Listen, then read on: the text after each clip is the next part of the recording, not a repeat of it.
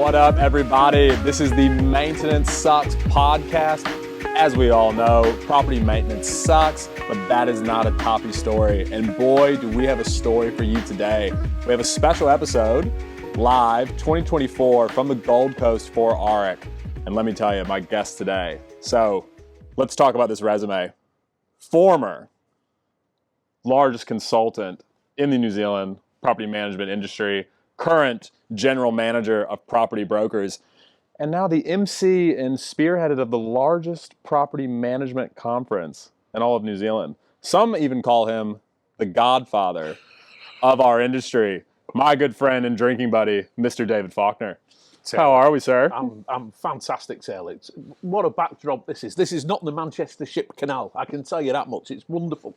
No, it's not. Absolutely great to be here. Love it.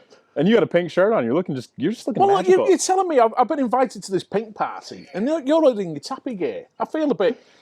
Well, I don't know. I actually kind of like it. It's not bad. It looks good. I mean, your biceps are sticking out. Did you tell me you went to the gym before this? Is that true? Yeah. Well, I'm getting on a bit, so you got to keep working out because otherwise it just, I used to have a chest up here, but it slipped down a little bit, so it's, Anyway. Hey, you do the best you can. You got to keep working hard. Well, cheers, brother. Hard. Cheers, brother. So tell me, man, this is what number ARIC for you? How many ARICs have you been to? Well, this is the second ARIC, but I used to go to ARPM when Fiona Blaney used to run it as a property management only conference in Sydney, and used to love it. So once I'm back at Property Brokers, I'm going to come along to see go to ARIC. Went last year. What I enjoy most about it, is the networking. Yep. Looking at the tech, I kind of feel that the Aussies are about 2 to 3 years probably ahead of where we are. Being really nice to the Australians out there. Do you guys hear that? That's a big Kiwi telling you how great you guys are. Well, that's special. Let's not build them up too much. I know you guys usually have this kind of conflict, don't you? Yeah. Well, it's a love-hate relationship. I mean, actually, I love coming over to Australia. I think it's a great place. Got a lot of good friends over here, and yeah. And I think we're going to be in for a belting 2 days. It's going to be a lot of fun, man. It's going to be a lot of fun, and I think it's interesting. I asked that question for you because we've known each other for a long time. We have now, yeah, about 7 years, and actually, this will be the first time I've ever asked you this question. Why did you get into the PM space? I fell into it, as a lot of people do.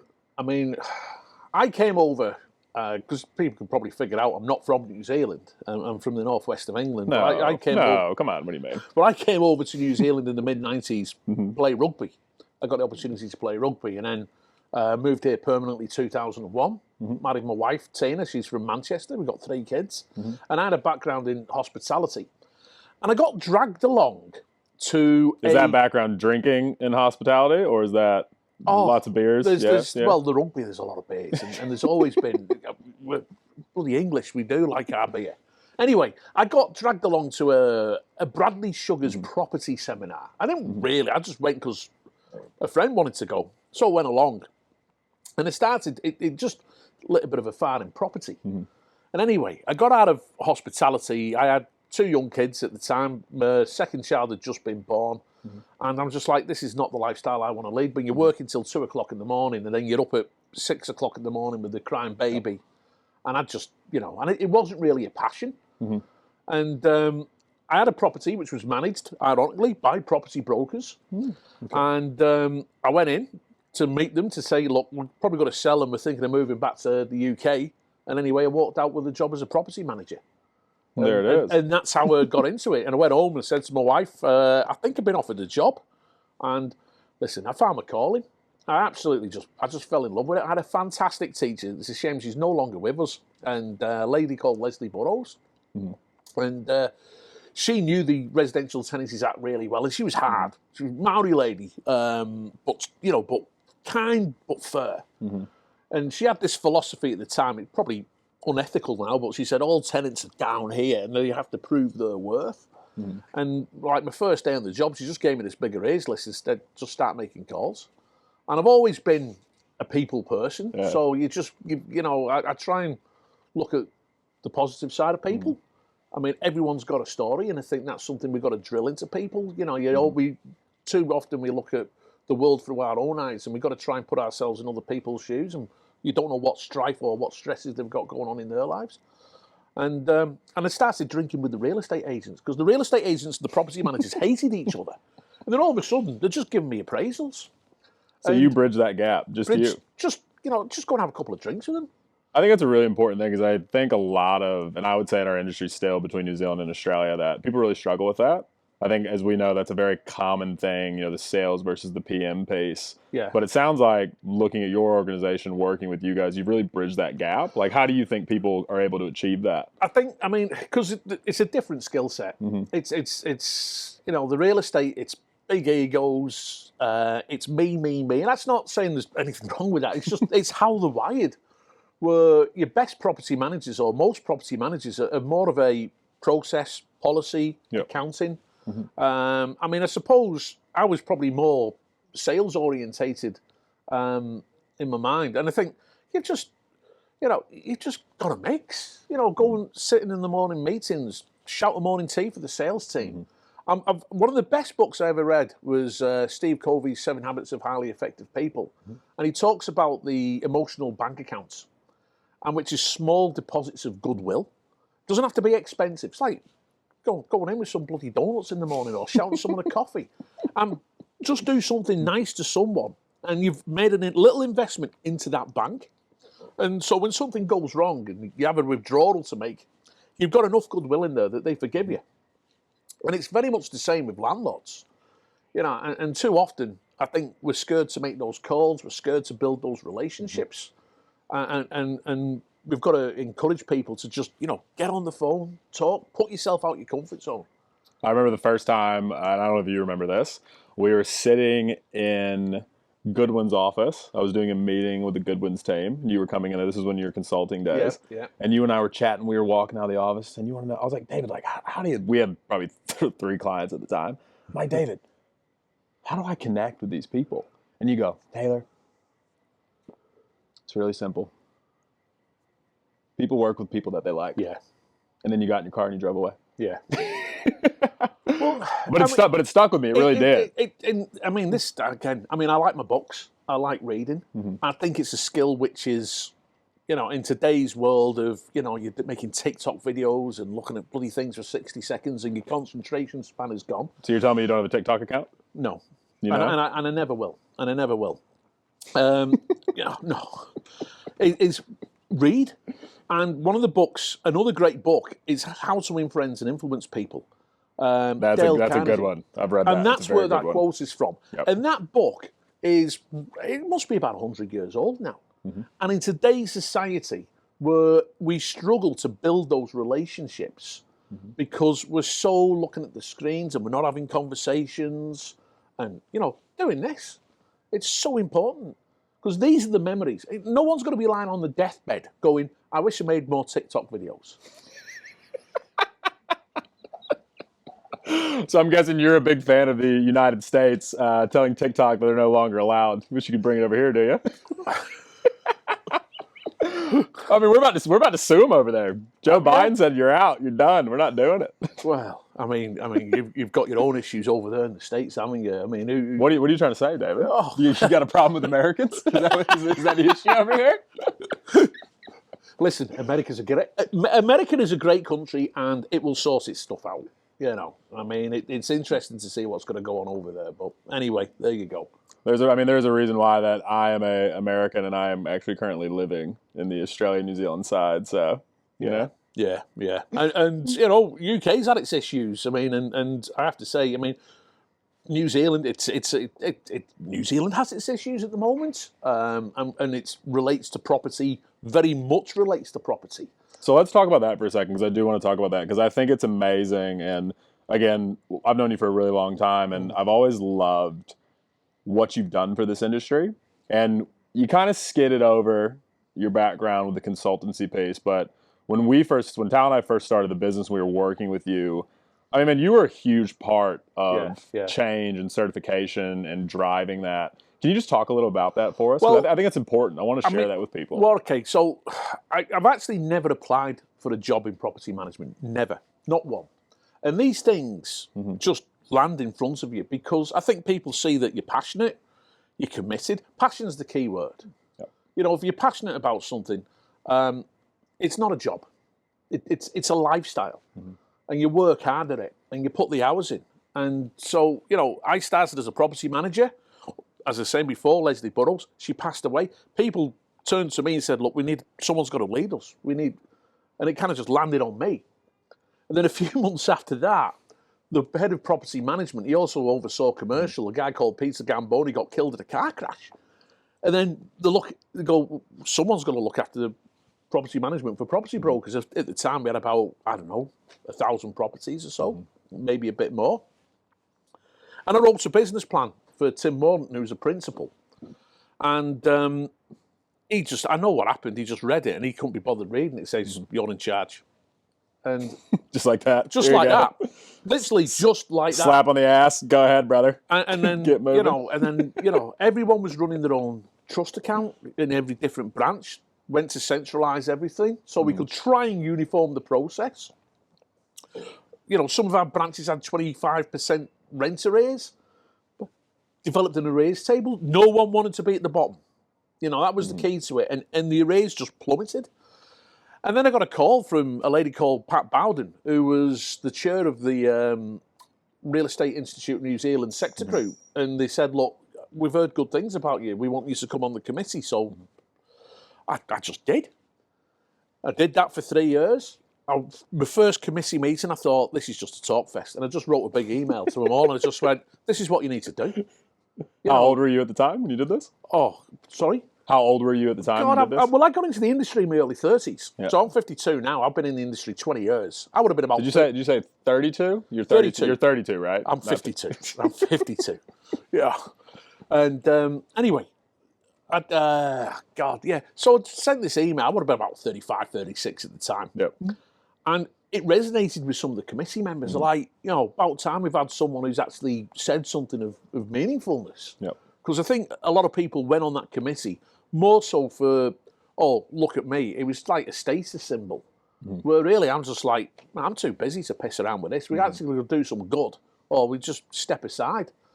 And then there was another lady who was going to stand as the chair because Pat was standing down. And then she phoned me up and says, she can't be the chair. You've got to stand. So I stood. I became the chair. And that was when we really got onto the campaign about trying to get the property management industry regulated. That would have been about 2008, 2009, because it got left out when real estate got regulated. And part of the reason being was, you know, the real estate, there was a concern about the amount of complaints that the regulator would have had to deal with, because you get landlords phoning up because someone's mowed the lawns wrong or, you know, some crap that you have to deal with. And, so ever since then, I've just thought this industry needs regulating. I became the divisional manager of property brokers for about 4 or 5 years. And I just had that little fire in my belly to start. I wanted to have a go at business. And that's when, you know, Real IQ, which was become the training consultancy, that was born. And did that for 7, 8 years and had a great time. And through all of that, I've just wrote... People are too scared to have an opinion. You know, particularly when you go working in these corporates. I mean, put that on a fucking billboard, right? You know, just fucking speak your mind. Stop being boring. And we can't say something because we may upset someone. Who gives a shit? You know, if you believe in a cause, fucking put it in writing. Say it. Go out there. Push it. And that's what I did when I did Real IQ. I started to write blogs. And I put them in my newsletter, and I started to get a lot of response on them. Not everyone agreed with me, which is fine, Taylor. You know, it's a democracy. You know, not everyone's going to agree with you. And I just pushed as hard as I could, saying this industry needs to be regulated. The Real Estate Institute need to be doing more. They're not doing enough. You've got to hold them to account. They're the umbrella that the industry comes under. And And unfortunately, you know, the bill to have the industry regulated has just been thrown out, which is very, very sad. But I think it's more of an indictment of where New Zealand is as a country. I don't think it's politically motivated. I think it's more financially motivated. The government's in that much debt. they've just decided we ain't going to put any more regulation into government. We're actually, we're seeing mass redundancies in the state sector. So it's probably not going to go anywhere until we get a change of government. And realistically, I mean, I'd probably at least 6 years away. I think putting back, because again, I want to talk about the real IQ in the consultancy space, but I think it's a really important topic. Like you and I didn't plan on bringing that up. That is a big change that's happening, right? Yeah. And there's going to be a lot of listeners here from New Zealand. What is your advice for property management companies listening to this right now in New Zealand that are going to deal with the repercussions of that? Well, you've got to manage your business as if it's regulated. Yep. You've got to invest in your people, invest in training, and it is an investment. It's not a cost. And I think too many people go, "Oh, the cost of getting regulated or the cost of this training, it's too much." Well, actually, it's about productivity, Taylor. If you get your people trained and qualified and they upskill, surely they're going to be able to manage more properties and to be better at what they do. And that in itself is a cost saving for businesses. Make sure that you've got a trust account. I mean, we would hope a lot of them have a trust account. There's a heap of companies in New Zealand that don't operate with a trust account, don't audit. And I think that, consumers do become wiser and innovate. I mean, one of the great things about working at property brokers, I mean, we've got about 8,000 properties. I mean, we added it up. There's 500,000 financial transactions a year. Isn't that crazy? That we make 500,000 and transactions. So we're getting all this data. Yep. And where I see the future of this industry heading is data driven. The data drives the economic engine. Automation is already having a part to play, as is AI. And that's going to develop more and more and more and more. So you've got to embrace change as well. You can't, if you've got property managers who, when I started in the industry, there would be the blue rinse, chain smoking, wine o'clock at 4 o'clock, have a wine and. So you're telling me you never have a beer at 4 o'clock? No, really? No. Oh, no. It is. What time is it now? It's 5 o'clock. That's it. On a Friday, we down tools. We'll have a beer. Fair enough. Okay. All right. Yeah. I might have to take that back to the Toppy team as well. We might sneak the occasional beer at 12 o'clock, but we won't talk about that. I mean, when I used to work with Tommy's, because I mean that's been great working, in Wellington. Addison Vaughan, who you've had on this. Yep. I mean, he's become a good friend. I've almost become like a father figure to him because. I mean, you are the Godfather of the New Zealand property management industry, and that's not an age joke. That's an experience joke. So don't worry. I mean, that's. I mean, Tommy's is one of the greatest success stories in property management, as far as I'm concerned. There was Addison Vaughan, Jack Vale, 21, no properties. And David Platter was at the time, he was one of the shareholders of Tommy's, and he got me in. I don't know how he got my details. I think he may have got it from John Crocker, who was another senior figure in property management. He says, right, we want to start a property management company. He said, well, you can, in my opinion, you go out and buy a rent roll, or you can start from scratch. And you've got the market share in real estate where you could do that. How much would it cost to buy one? I told him, bloody hell. Because they literally gave a rent roll away. Yep. And they just found it too problematic. Yep. So they got me in to mentor and consult Addison. And, I mean, Addison's a bit of a tech whiz. That he is. He probably was a bit socially awkward at the age of 21. And I remember going out with him when he had his first appraisal. He had to do his first sales pitch. I was like, this is never going to work. And I went back to Tommy's and I said, we need someone who can sell because he can't. You think Harrison would agree with that? I think at the time, he could sell now. We're going to do a follow-up with Arik with him tomorrow and put him on the spot. But at the time, it was cringeworthy watching him. And he's in some really nice house in Wellington.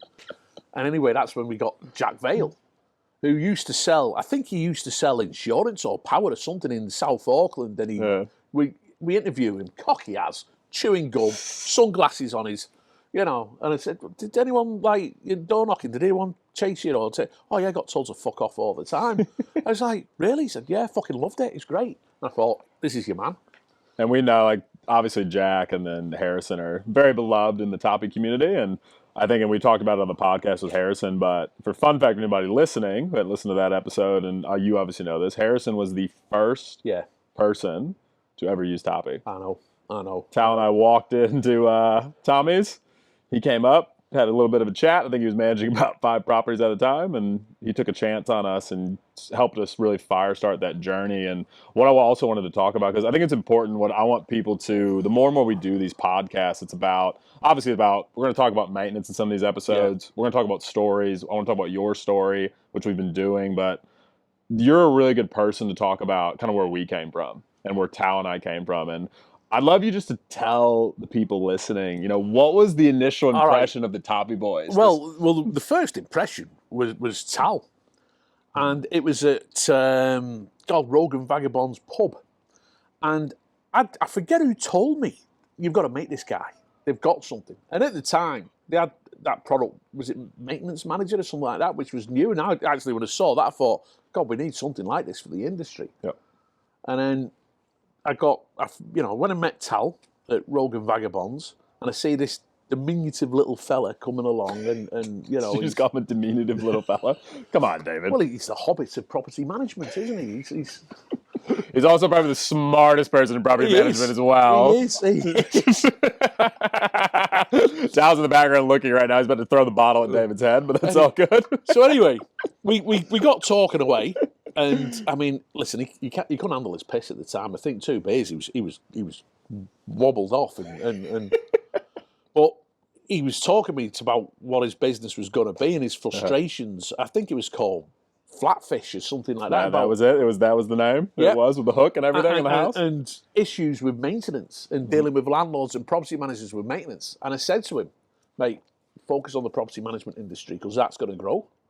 And I'd done a survey, the Great Property Management Survey, we used to call it, and I gave him the survey and said, focus on property management. And, he listened to me. And I'm not saying I'm the bloody reason for, I'm surprised why, after everything you just said about him. Jesus, you're tough. You're rough, man. Good God. Well, he's a great lad. You better give him a hug after this. I will do. But, off it went, and there was Florian, there was Tal, then there was you, and And so I just get a you? Is that all I get? Yeah. That's all I get. Tal gets his whole freaking eulogy Tal story. Well, you were in the shared space, weren't you? Up in, I forget what it was, Edward Street? It wasn't Edward Street, it was a little bit around the corner. Shout out Creative HQ to the team down there. Creative HQ. Yep. Creative HQ. And the great thing about Harrison is when he went into this industry with, it's amazing, if you don't know what you don't know, and you'll try these things. And he was very IT driven, very, very talented. And it was a perfect match. So, your 2 brands joining together at that time was fantastic, really. And also, I don't know if you realize this, actually, and shout out to Stable and shout out to Rent Wellington. Both of those companies agreed to meet with us because of your REIQ event. Yeah. So it started with Tommy's, it started with those 2. So, mate, you can just say that you're part of the fire starter at Toppy. Well, when we're a pretty big business now, man. We're a pretty big deal. To see the success of this company and to see where it's gone. Tal's a mate. He was nominated for, one of those entrepreneur awards, IT awards. And we went along in Wellington, and it was bloody great to go along and to see what he's done. It's a remarkable, remarkable story. And how many properties do you have now that you... So we always like to joke about this because we're probably the only company that's honest about this out of all the prop tech companies. Nothing against all my prop tech friends, but so we're sitting at 250,000 properties now on our platform across New Zealand and Australia. Yeah. What a success story. And what and this isn't just a shout out to, they're asking me to say this, but what Tappy have done so well, and Palace did it at the beginning. They never lost the roots. It's still very much, the software is so important. Of course it is, but it's the relationship. I know that I can get on the blower to Anna. If there's a problem, she'll be there. She'll deal with it. If Anna can't deal with it, I can get on the blower to Tal. He'll deal with it. You just don't like me, do you? It's... Guy freaking, I'm hosting the podcast. I'm getting no love. Americans are sensitive, man. Where's my love? I go out, get drunk with you, and I just get nothing. Good God. What does a guy got to do around here? Well, Jesus. yeah, listen, I mean, you've My never... girlfriend's around the corner. I don't want you talking to her because she's not going to get any attention either. Fuck's sakes. Well, I'm just busting your balls. fuck off, Taylor. No, but it is. But it's that, you know, it's a fun company. It innovates, but it's the people. You can get on, you can talk to whoever, and they'll help you. And you know, you can never lose that. And there's always the risk that you get to a particular size, and it becomes too corporate, and those relationships go. Business is about relationships. But as we said before, people do business with people they like. So important. Put that on the billboard. Put it on the billboard. Slap it down, tattooed across your chest, freaking everything. Actually, really fun if we could get that tattooed across your chest. What do you think? Should we do it?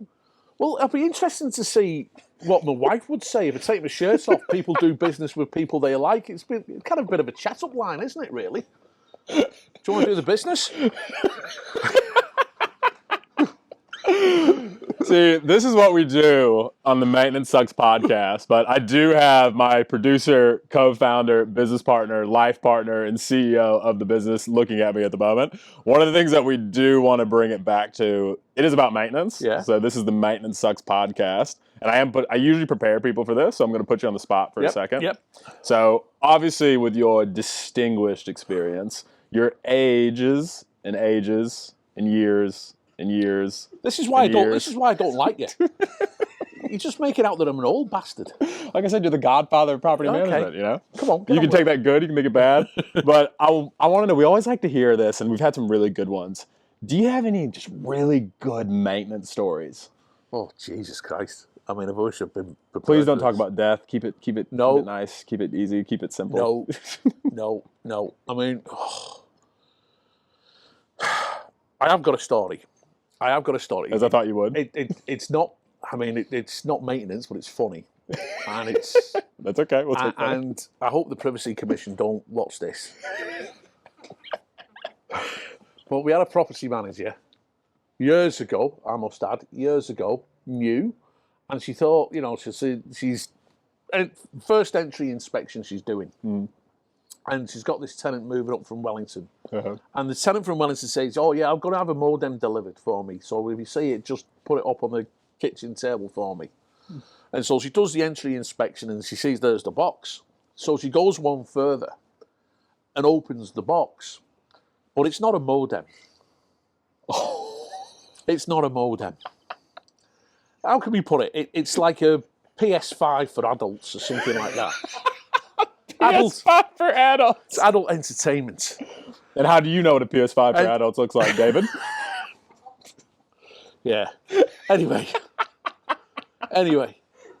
So I get a call, and I'm like, I have to say, I just pissed myself laughing, and the team leader's worried, and like, what do we do? And I said, look, so we can't hide this stuff. You know, if we hide this and it comes out, we said, we've got to tell her. So in the end, she phones up, the team leader goes and meets the tenant and says, look, we're really sorry. I said, well, no, I didn't order this. And what basically had happened was she opens it up and it's got a card in there. Go fuck yourself. It's from her ex-husband. You're lying. No, I'm not lying. That is the most amazing thing I have ever heard. It's just not lying. Do we have your permission when we post this on the socials to actually bleep out that clip and write it down as a transcript? No, I want it written on the Facebook comments. That's amazing. I mean, you know, we've seen some doozies in maintenance, though. I mean, and you do, and I mean, maintenance is becoming more and more.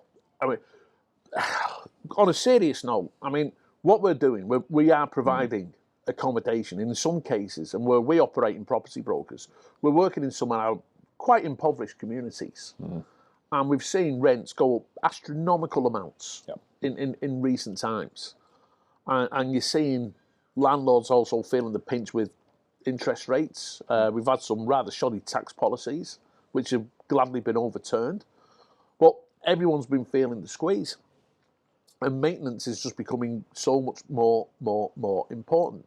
one of the things that, and it's quite innovative, and we're trying to get it where the emissions of our portfolio are being measured. Now we've started this, and there's a 3 phase of the project, and we've done it for 12 months, and we're getting estimates.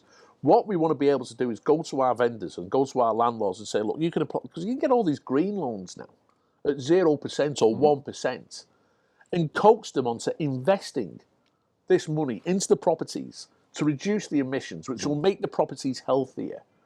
And when you see so much data comes through on maintenance spend, you can predict how much money you're going to spend on maintenance for a particular property, for a particular age, for a particular location. So all the data is there that we can use. And it's almost, you need the human, yeah, but you'd also need the data to back up the delivery. And that's the type of stuff I think, because we've got, so much second-hand stock in New Zealand, and you're not seeing that many new builds going on in some of our poorer communities. Yep. So there's got to be a lot of retrofitting, which has got to be done. And, it's got to the point now where you just cannot take shortcuts. Tenants are more switched on. Tenants understand the rights, rightfully so. As they should. As they should. And property management companies, this is where regulation would have been the final step, because no property management company would risk their worth by carrying out shoddy maintenance, and taking shortcuts, because you just can't afford to take the risk. And if every property management company is operating under the same rules, then those slumlords have got nowhere to go. Yep. And so it's such a disappointment that it never got through. We keep fighting the good fight. We keep fighting the good fight. And, we're about to wrap up, but I did want to talk about, because I think it all goes in line with the thing you're talking about. We're talking about how we're dealing with legislation changes. We're talking about, how to best operate as a company and also have a good time while we do it. So why don't you tell us a little bit about the PMC? Oh, God, the PMC, yeah. Well, this is partly ego-driven as much as anything else, because, I don't need the money, but, it's almost like a legacy project. Well, considering that we're paying you for this, are you telling me that you don't need the money? Can I have my money back? Listen, we are not a non-for-profit organisation. I'll put it like that, because I've got a good wife there who will, if we're not making money out of it, she will not let me do it, and rightfully so. and anyway, so Real IQ did 2 conferences with Palace. One of them was in Queenstown in the lockdown. Which for anybody's listening, as we all know, those are amazing. They were great. Shout out to, obviously, Michael, Duncan, Mandy, working with you guys on that. Loved it. Now, we used to have the LPMA come over and do a very good conference in New Zealand, but then they just got so data-driven. They lost the people aspect of it, and the conference just stopped. Then lockdown came along, and I was still in my Real IQ days, and I made the decision, said, right, we're going to go out 2-day, because there was no 2-day conferences. There was only the real estate industry would do a conference. Yep. And a lot of that's compliance, and I don't want to do compliance at a conference. I can go and read compliance. I don't want to spend money to listen to someone tell me you're from tenancy services and never answer anything, because the bureaucrats and they're too scared to put the balls on the line. Tell us how you really feel, David. So we said, right, we're going to do a 2-day conference. Addison's involved in it. And it's by the industry, it's for the industry. We're always, we've secured the Takina Event Centre in Wellington, which is an amazing venue, an amazing, brand new, state-of-the-art convention centre in the capital. And we're in our 3rd year now. So we've had 2 very, very successful years.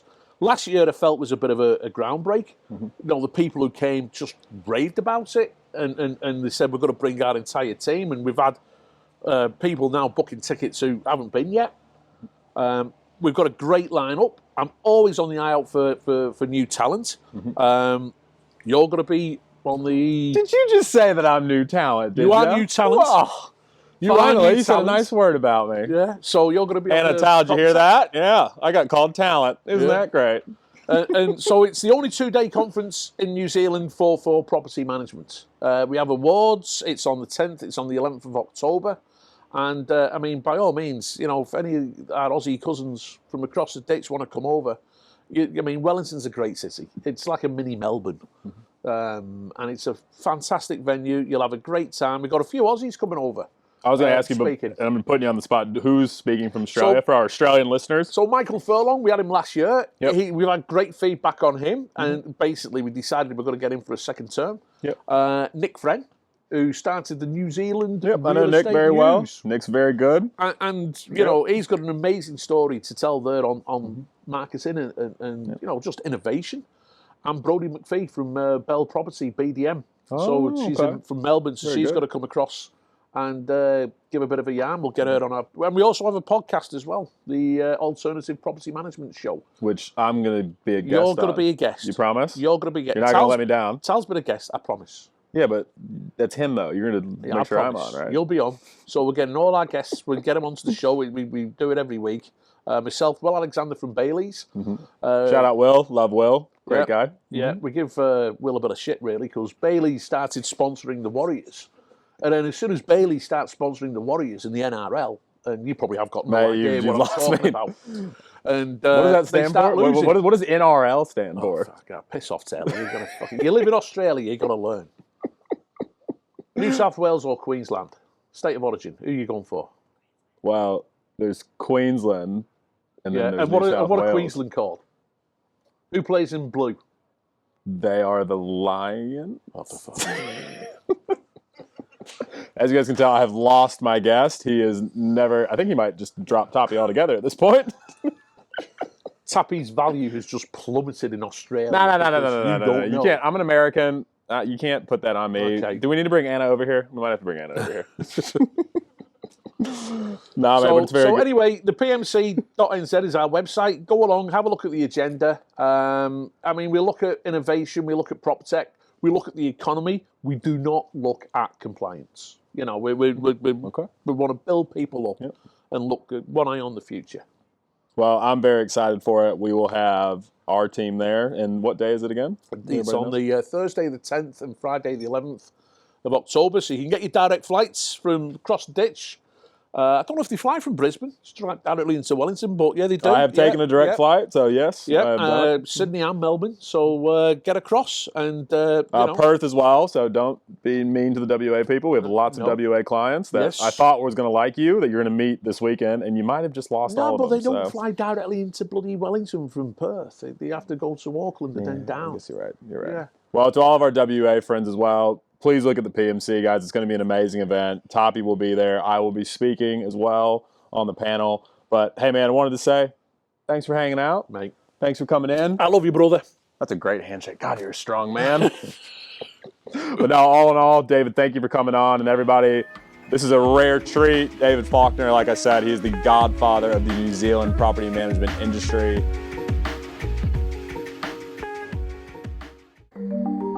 This is a story about a tenant with a leaky repair that caused him the utmost despair.